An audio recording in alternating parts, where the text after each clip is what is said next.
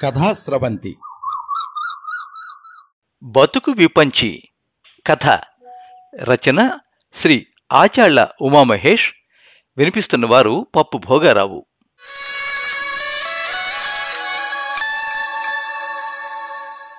ఎండగాడుపు భానుడు భైరవి రాగం సాధన చేస్తున్నట్టుంది.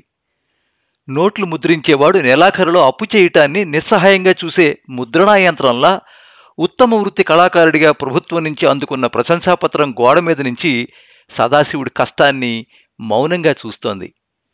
ఆ పెంకుటుంటి వీధి అరుగు మీద జారిన చూరు కింద కారుతున్న చెమటను లెక్క చేయకుండా గత 15 రోజులుగా అత్యంత భక్తితో ఏకాగ్రతతో పనిచేస్తున్నాడు సదాశివుడు. పనస చెక్కతో చేసిన కుండలిని, దండిని, యాళిని కలిపి వీణకి ఆకృతినిచ్చాడు. పెరట్లో ఎండబెట్టిన సొరకాయ బోర్లించి పిక్కలన్నీ రాలిపోయాక బుర్రగా అతికాడు. పాలిష్ పెట్టాక భార్య తెల్లని పెయింట్తో అంచుల వెంబడి చక్కటి డిజైన్ వేసింది. మెట్లు అమర్చడానికి మైనం ఉడికించి నేల మీద పోశాడు. ఆమె అతనికి సాయం చేస్తూ మధ్య మధ్యలో వెళ్లి పొయ్యి మీద ఎసరు చూసొస్తోంది. నారాయణ బిరడాలికి పాలిష్ పెడుతున్నాడు. ఇత్తడి మెట్లు, తంత్రులు పక్కనే ఉన్న కావిడి పెట్టెలో రెడీగా ఉన్నాయి. మరో వారానికి ఈ వీణ ముగిస్తే మరొక దానికోసం కుండని కోరే పనితో మొదలుపెట్టాలి. నెలలో 2 వీణలు చేస్తే ఆ కుటుంబానికి అన్నవస్త్రాలకి లోటుండదు. కానీ ఇంటిల్లపాది ఎంత కష్టపడ్డా 2 నెలలకి 3 మాత్రమే తయారవుతున్నాయి. నెలసరిలో భార్య, నెలవారీ పరీక్షల్లో నారాయణ పనిలోకి రారు. ఆ రోజుల్లో సదాశివమే మరో 2 టీలు తాగి 4 గంటలు ఎక్కువ పనిచేస్తాడు. నారాయణ, ఓ ఆనపకాయని పాదికే మొదలుపెట్టమని అత్తకి చెప్పాను. రేపెళ్ళి పట్టుకురా, ఎండబెట్టాలి. ఇదైతే ఆ పని మొదలెడదాం అన్నాడు సదాశివం మైనం కుంపటిని ఊదుతూ. నారాయణ తల్లికేసి చూసి సైగ చేశాడు చెప్పమని. ఆమె మెల్లిగా, ఏమయ్యా, ఓ పక్క చదువుకుంటూ నీకు పనిలో సాయం చేస్తూ విజయనగరం వెళ్లి సంగీతం నేర్చుకోలేకపోతున్నాడంట, వెళ్ళనంటున్నాడు అంది మురిపంగా కొడుకు తల నిమురుతూ. చేతిలో మైనం ముద్దని పాములా వేలాడదీస్తున్నవాడల్లా ఆగి, నారాయణ, వీణ సాక్షాత్తు సరస్వతీదేవిరా. మనం చేసిన వీణ స్టేజి మీద ఎలా పలుకుతుందో మన కుటుంబంలో ఎవరూ వినలేదు. కనీసం నువ్వన్నా కచేరీ ఇవ్వాలి. అది నా కోరిక. వీణ పలికితే మనిషి గొంతు పలికినట్టే ఉంటుంది. రామలక్ష్మి మేడం చాలా మంచి ఆవిడ.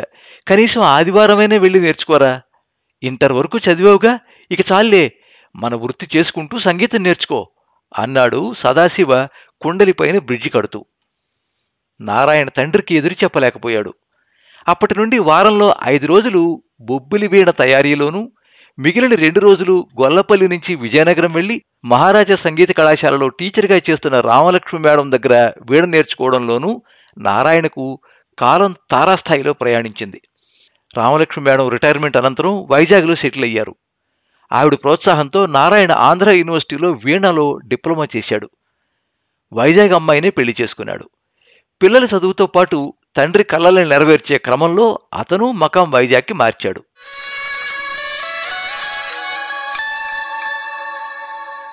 నమస్తే అమ్మా, బావున్నారా అంటూ ఆవిడ పాదాలకి నమస్కరించి కింద కూర్చున్నాడు నారాయణ. తీగలు చేసే శబ్దంలో పడి పేగులు చేసే శబ్దాన్ని పట్టించుకోకపోవడం వల్ల అతను తాళతంత్రిలా సన్నగా ఉంటాడు. నున్నగా దువ్విన తెల్లటి తల, నుదుటిని కుంకుమ బొట్టు, చేతికి కాశీతాడు. వీణ వాయించేటప్పుడు వేళ్లకు పెట్టుకునే నక్కీలు తప్ప కనీసం వెండి ఉంగరం కూడా ఎరగడు. ఊడిపోయిన చొక్కా బొత్తం స్థానంలో పెట్టే పిన్నీసు అప్పుడప్పుడు గుచ్చుతున్నా గిన్నీస్ బుక్ రికార్డు కోసం ప్రయత్నించిన సహస్రవీణారంజన ప్రోగ్రాంలో పాల్గొన్న క్షణాలను మాత్రమే తలుచుకునేంత పిచ్చి ప్రేమ అతనికి వీణంటే. నమస్తే నారాయణ, బావున్నావా? ఏమిటి విశేషాలు అడిగింది రామలక్ష్మి చదువుతున్న పుస్తకం పక్కన పెట్టి. బావున్నానమ్మా అంటూ పక్కనే ఉన్న వీణను తీసుకుని సా పట్టి బిరడాలను తిప్పి శృతి సరిచేశాడు. కాసేపు సాధన చేసి నిన్ను కోరి మోహన వర్ణంలో వాయించాడు. ఆవిడ వారి కుర్చీలో జారపడి కళ్ళు మూసుకుని చేత్తో తాళం వేస్తోంది.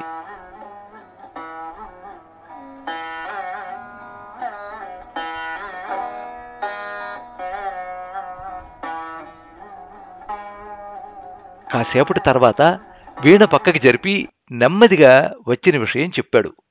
అదేనమ్మా, త్యాగరాజ ఆరాధనోత్సవాలు వస్తున్నాయి కదా, సోమమంగళ బుధవారాల్లో ప్రోగ్రాంకి ఎవరూ రావటం లేదు. గురువారం క్రికెట్ మ్యాచ్ ఉందట, శుక్రవారం కొత్త సినిమా రిలీజ్ అవుతోంది. శని ఆదివారాల్లో ఏదైనా అవకాశం ఉంటే ఇప్పించండమ్మా అభ్యర్థించాడు. నారాయణ, నువ్వు చెప్పేది నిజమే. మిగతా రోజుల్లో లేడీస్కి స్లాట్ ఇస్తే వాళ్ళు వీణ పట్టుకుని రావడం కష్టం. సెలవు రోజుల్లో అయితే బతిమాలో బామాలో భర్తతో రావచ్చు. అందుకని శని ఆదివారాలు వాళ్ళకి కేటాయించాం. నీకు బుధవారం ఇస్తాను, కావాలంటే మరో 5 నిమిషాలు తీసుకుని 3 కీర్తనలు వాయించు అందామె. సరేనమ్మా, మీ ఇష్టం. కష్టపడి వీణని ఆటోలో మోసుకొచ్చి వాయిస్తే చూడడానికి పట్టుమని 10 మంది ఉండడం లేదమ్మా. ఉసూరుమని ఇంటికి వెళ్లవలసి వస్తోంది. ఆటో డబ్బులతో నెల రోజులు ఇంటిల్లిపాదికి బియ్యం ఖర్చు ఎత్తిపోతుంది అని నా భార్య అనలేదు అంటే అది ఆమె సంస్కారం మాత్రమే. ఓ రకంగా చెప్పాలంటే నా భార్య కుట్టు మిషన్తో చేసే శబ్దమే నా వీణ శబ్దాన్ని బతికిస్తోందమ్మా అన్నాడతను. నిజమే నారాయణ, సంగీతానికి శ్రోత ఎంతో అవసరం. 10 మంది విని ప్రశంసిస్తే అంతవరకు పడిన కష్టం ఇట్టే మర్చిపోతాం. ముఖ్యంగా మాకు కచేరీకి వీణ మోసుకెళ్లడమే పెద్ద యాతన. భర్తని తీసుకెళ్లమంటే విసుక్కుంటారు, మేమా మోసుకెళ్లలేము. ఆటోలోకి ఎక్కించేటప్పుడు ఏ తీగో బెరడానో ఊడిపోతే అదో యాతన. ఇన్ని పాటలు పడి ప్రోగ్రాం ఇస్తే కీర్తన మధ్యలో ఉండగా హాల్ అంతా ఓసారి కలిగి చూస్తే ఉన్న 10 మంది ఎవరి ఫోన్లలో వాళ్ళు ఉంటారు. అసలు ఇదంతా అవసరమా అని వైరాగ్యం వస్తుంది. ఇవన్నీ చూసి మరోసారి ఏమవుతారుగానో నేర్చుకుని బాగుండేది. హాయిగా హ్యాండ్ బ్యాగులో పెట్టుకుని సిటీ బస్సులోనో షేర్ ఆటోలోనో వెళ్ళిపోవచ్చు అనిపిస్తుంది. కానీ వీణ గొప్ప తంత్రి వాయిద్యం, సరస్వతీదేవి అవతారం, శ్రావ్యంలో మనిషి గొంతుకి సరిసాటి. ఇలా చిన్నప్పటి నుంచి వినడం మూలాన ఈ ప్రాకులాట అని కాసేపు శ్వాస పీల్చుకుని, సర్లే నారాయణ, ఎల్లుండి టైంకి వచ్చేయి. అవును, డిప్లొమా తర్వాత డిగ్రీ కట్టినట్టున్నావు, ఏమైంది అంది ఆవిడ జాలిగా. అతనేం మాట్లాడలేదు. ఇప్పుడు ఈ కళలన్నీ ఆట విడుపుకే గాని కడుపు నింపేందుకు కావు. వేరే పని ఏదైనా చూసుకోమంటే వినవు. ఇంతకీ ట్యూషన్కి పిల్లలు ఎవరైనా వస్తున్నారా? నిజమేనమ్మా, అక్కడికి 1-2 ఉద్యోగాలు ప్రయత్నించా. గాలిలో వేళ్లు ఆడిస్తున్నానని ఓ చోట తీసేశారు, మరో చోట ఎగతాళి చేశారు. నా ఊపిరి నా వేళ్లలోనే ఉందని వాళ్ళకి చెప్పలేక ఊరుకున్నా అంటూ కొనసాగించాడు. ట్యూషన్కి 4-5 వస్తున్నారు. మా ఏరియాలో ఇంటెత్తే నెలకి 3000, నెలకి 500 ఇచ్చి పిల్లలకి వీణ ఎవరు నేర్పిస్తారమ్మా? పైగా ఈ రోజుల్లో వీణ నేర్చుకోవటాన్ని మగపిల్లలు ఎవరు ఇష్టపడడం లేదమ్మా. సిటీలో 2 గదుల పోర్షన్ తీసుకుని పాఠాలు చెబితే ఓ 10 మంది రావచ్చు, కానీ వచ్చిన ఫీజులు అద్దెకే సరిపోతాయి అన్నాడతను లేచి నుంచుని. సరే, ఈ 2 నంబర్లు నోట్ చేసుకో. వీళ్ళకి ఇంటికొచ్చి వీణ చెప్పాలట, నీకు అవకాశం ఉంటే వెళ్ళు అంటూ ఓ 2 నంబర్లు ఫోన్లో చూసి చెప్పింది.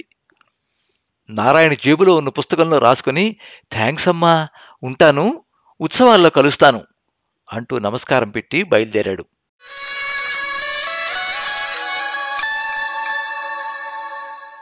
ఇంటికొచ్చిన తర్వాత రామలక్ష్మి ఇచ్చిన నంబర్లో ఒక నెంబర్కి కాల్ చేశాడు నారాయణ. నమస్తే మేడం, మీ పాపకి వీణ నేర్పాలని అడిగారట. అవునండి, మీరుండేది ఎక్కడా? కంచరపాలెం మేడం. అవునా, మేముండేది మధురవాడ. అంత దూరం ఆడపిల్లని పంపడం కష్టం. వారానికి 2 క్లాసులే మేడం. పోనీ మీరు మా ఇంటికి వచ్చి చెప్పగలరా? ఛార్జీలకు ఎక్స్ట్రా ఇస్తాను. సరే మేడం, మీ దగ్గర వీణ ఉందా? లేదు, తీరా కొన్న తర్వాత మా పాప ఇంట్రెస్ట్ చూపకపోతే డబ్బులు మాట సరే, ఈ చిన్న అపార్ట్మెంట్లో ఆ వీణ ఎక్కడ పెట్టుకోవాలి? 6 నెలలు చూసి పాప కంటిన్యూ చేస్తానంటే కొందామని. అంతవరకు మీరే తీసుకురావాలి. నేనైతే సిటీ బస్సులో వచ్చేస్తాను మేడం. వీణ తేవాలంటే ఆటోలో రావాలి. రాను పోను ఎలా లేదన్నా 800 అవుతుంది. వీణ తీసుకుని ఇంటికి వస్తే నెలకి 1000 ఇస్తాను. ఆ పైన మీ ఇష్టం, ఆలోచించుకోండి అంటూ ఆవిడ ఫోన్ పెట్టేసింది. ఓసారి నిట్టూర్చి 2వ నంబర్కి కాల్ చేశాడు. ఆవిడ వెంటనే రమ్మంది. అదృష్టవశాత్తు వాళ్ళింట్లో వీణ ఉంది. ఉత్సాహంగా సిటీ బస్సులో వెళ్ళి వాళ్ళ ఇల్లు వెతుక్కుని మెట్లెక్కి రొప్పుతూ తలుపు తట్టాడు. పాప పట్టుపరికిణి వేసుకుని వీణ ముందు కూర్చుంది. పాఠం మొదలైంది. ఓకల్లో ప్రవేశం ఉన్నట్టుంది. వీణ మీద స్వరస్థానాలు చెప్పాడు. సరళీ స్వరాలు మొదటి స్పీడ్లో ఎలా వాయించాలో నేర్పాడు. ఓ 5 నిమిషాలు గడిచాక, మాస్టారు మీరు కొద్దిగా పక్కకి జరగండి, వీడియోలో అడ్డొస్తున్నారు అంది పాప తల్లి. నారాయణకి అర్థం కాకపోయినా పక్కకి జరిగాడు. ఆ పాప, ఆ హెయిర్ కొంచెం ముందుకు వేసుకో, లాకెట్ బయట పెట్టుకో, వీణ ప్లే చేస్తున్నప్పుడు నెయిల్ పాలిష్ కనపడాలి, దట్స్ నైస్ అంటోంది ఆవిడ ఐఫోన్లో వీడియో తీస్తూ. పాపా, ఆ చిటికిన వేలు లోపలికి పెట్టి మీటాల తాళతంత్రుల్ని అన్నాడు నారాయణ కంగారుగా. లేదు మాస్టారు, అలాగే ప్లే చేయనివ్వండి, డైమండ్ రింగ్ పడాలి అంటూ సవరించింది పాప తల్లి. అరగంట క్లాస్కి shoot, reshoot, dark back drop అంటూ సుమారు 3 గంటలైంది. అడ్వాన్స్ కోసం అడగకుండా నిల్చున్నాడు నారాయణ. శుక్రవారం పొద్దు బుధవారం క్లాస్కి వచ్చినప్పుడు ఇస్తాను అంది ఆవిడ ఫోన్లో ఫోటోలు షేర్ చేస్తూ. నిస్సహాయంగా తల ఊపి ఇంటికి బయలుదేరాడు.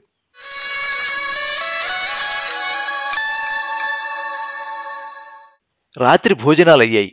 ఆ సింగిల్ బెడ్రూమ్ ఇంట్లో మంచం కింద దాచిన వీణ తీసి కింద ఇరుక్కుని కూర్చుని కాసేపు పంతువరాళి రాగంలో అప్ప రామభక్తి ఎంతో గొప్పరా కీర్తన వాయించి,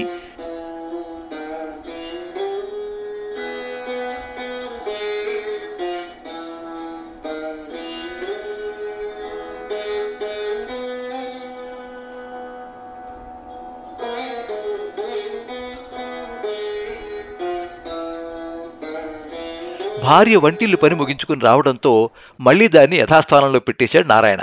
ఏమండి, కచేరీలతో పేరు, నేర్పించడంతో సంపాదన రాలేదని తేలిపోయింది కదా. మన ఊరెళ్ళిపోయి వీణలు తయారు చేసుకుంటే కనీసం అన్నవస్త్రాలకు లోటు ఉండదు. ఈ ఇంటెద్దలు పట్నం ఖర్చులన్నా తగ్గుతాయి. మీ తమ్ముడు అక్కడే ఉన్నాడు, బానే ఉన్నాడు కదా అందామె. నారాయణ నిట్టూర్చి, బాగంటే ఏమిటి కాంతం, మా నాన్న వీణ చేసే రోజుల్లో కనీసం మా అమ్మని ముట్టుకునేవాడు కాదట. అంత నిష్టగా చేసేవాడు సరస్వతీదేవి పూజ చేసినట్టే. చేసే పని అలా ఉండాలి. బుర్ర కోసం మా అత్తింటికి వెళ్ళినప్పుడు రోట్లో పచ్చడి నోట్లో వేసేది. వీణ పూర్తయిన ప్రతిసారి మా అత్తకో చీర పంపేవాడు నాన్న. ఏ 10 ఏళ్లకో పురుగు పడితే మరో బుర్ర అమర్చడంలో మాకు పని దొరికేది. ఇప్పుడు తినటానికి కేజీల లెక్క నమ్ముతున్న సొరకాయల స్థానంలో ఫైబర్ బుర్రలు వచ్చేసాయి. ధ్వనిలోనూ పనిలోనూ జీవం లేదు. అప్పచెల్లెళ్ళింటికి రాకపోకలు తగ్గాయి. పైగా అడవులు పోయి పార్కులు వచ్చినట్టు, చెరువులు పోయి స్విమ్మింగ్ పూల్స్ వచ్చినట్టు, బంతి భోజనాలు పోయి బఫేలు వచ్చినట్టు వాయిద్య వీణలకి గిరాకీ తగ్గి వాటి స్థానంలో గిఫ్ట్ వీణలు, బాన్సాయి వీణలు వచ్చేసాయి. ఏం చెప్పమంటావు, ఏం చేయమంటావు? ఇప్పటికిప్పుడు ఇవి చేయడం నేర్చుకోలేను కదా. భర్త అన్న మాటలకు జవాబు ఏం చెప్పాలో తెలియక నిట్టూర్చింది కాంతం. నాకు తెలిసిందల్లా సరస్వతీ వీణ మాత్రమే. దాంతోనే ఓ నలుగురికి పాఠం చెప్పుకుని 4 పాత వీణలు బాగు చేసుకుంటే మరిద్దరికీ జరక్కపోదు. ఏడాదికోసారి త్యాగరాజ ఆరాధనోత్సవాల్లో ఓ 2 కీర్తనలు వాయిస్తే నా మనసుకి తృప్తిగా ఉంటుంది. తీగల్లేని వీడని కలప అంటారు, తీగల్లేని వీడని కలప అంటారు, వీణలేని నారాయణని మట్టిలో కలపమంటాను అన్నాడతను లైట్ ఆర్పి గోడవైపు తిరిగి పడుకుంటూ. ఆ చీకట్లో అతని కంటి చెమ్మ ఆమె కంటికి కనపడకపోయినా మనసును తాకింది. అనునయంగా అతని భుజం మీద చెయ్యి వేసింది.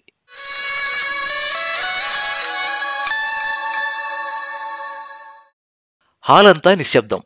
స్టేజి మధ్యలో మఠం వేసుకుని కూర్చున్నాడు నారాయణ. అతని ఒళ్ళో వీణ చంటి పిల్లలా ఒదిగిపోయింది. హిమగిరితనయే హేమలతే కృతి శుద్ధధన్యాస రాగంలో సగమపనిస సనిప మగస మూర్ఛనతో రాగాలాపన మొదలుపెట్టాడు. గమకాలు పలికేటప్పుడు అతని వేళ్లు మందర మధ్య తారాస్థాయిలో సారణికి అనుమందరానికి మధ్య నాట్యం చేస్తున్నాయి. చిటికని వేలి కొనకోటితో తాళం తీగలు మీటుతున్నాడు. కాలితో తాళం వేస్తున్నాడు. తానం, కృతి, నెరవు స్వరకల్పన చేసి ముక్తా ఇచ్చి తిరిగి హిమగిరి తనయ్యతో ముగింపు పలకగానే హాలంతా కరతాళ ధ్వనులతో మారుమోగిపోయింది.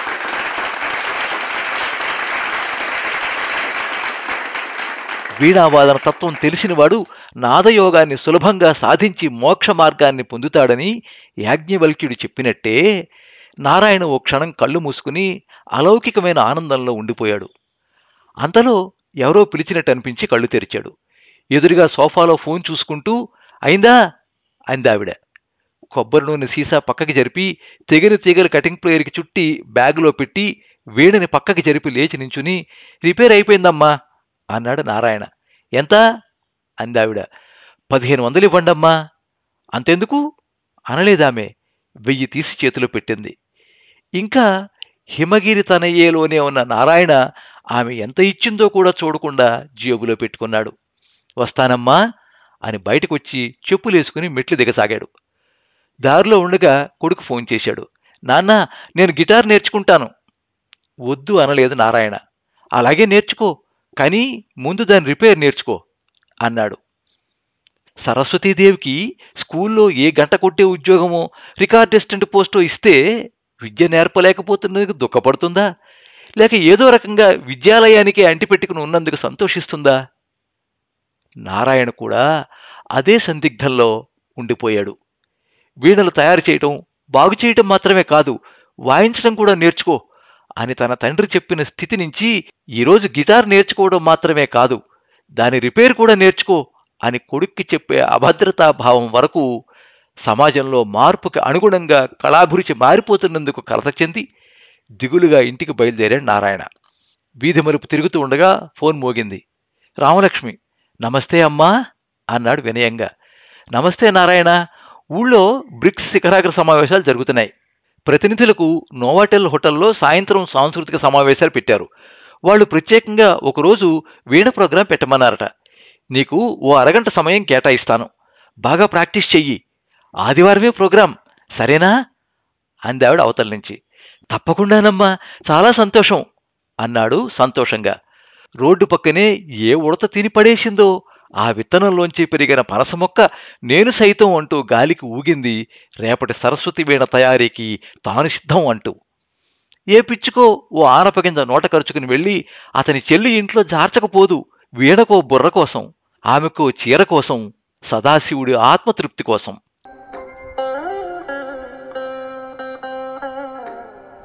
అదే సరస్వతి వీణ ఎన్నోసార్లు రేవతిలో నానాటి బ్రతుకు నాటకము అన్నట్టుగా విషాదాన్ని ధ్వనించింది. అప్పుడప్పుడు ఇలా బిలహరిలో కనుగొంటినే అంటూ రాములు వారి విగ్రహాలు తిరిగి దొరికినప్పుడు త్యాగయ్యలా సంతోషాన్ని తరంగిస్తుంది.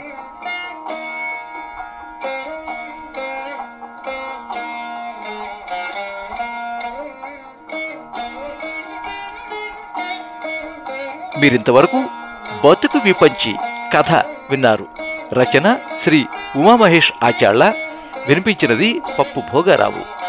ఈ కథ ఆంధ్రజ్యోతి ఆదివారం సంచికలో ప్రచురించబడింది. ఈ వీడియోని లైక్ చేయండి, మీ మిత్రులందరికీ షేర్ చేయండి. ఇలాంటి మరిన్ని మంచి కథలు వినిపించడానికి ఈ ఛానల్ని సబ్స్క్రైబ్ చేసుకోండి. పక్కనే ఉండే బెల్ ఐకాన్ని క్లిక్ చేస్తే ఇలా అప్లోడ్ చేసే వీడియోల వివరాలన్నీ కూడా మీకు ఎప్పటికప్పుడు నోటిఫికేషన్ ద్వారా తెలుస్తాయి. ఎప్పుడు మీ అభిమానాన్ని కోరుకునే పప్పు భోగారావు. సర్వే జనాః సుఖినో భవంతు. కథా స్రవంతి.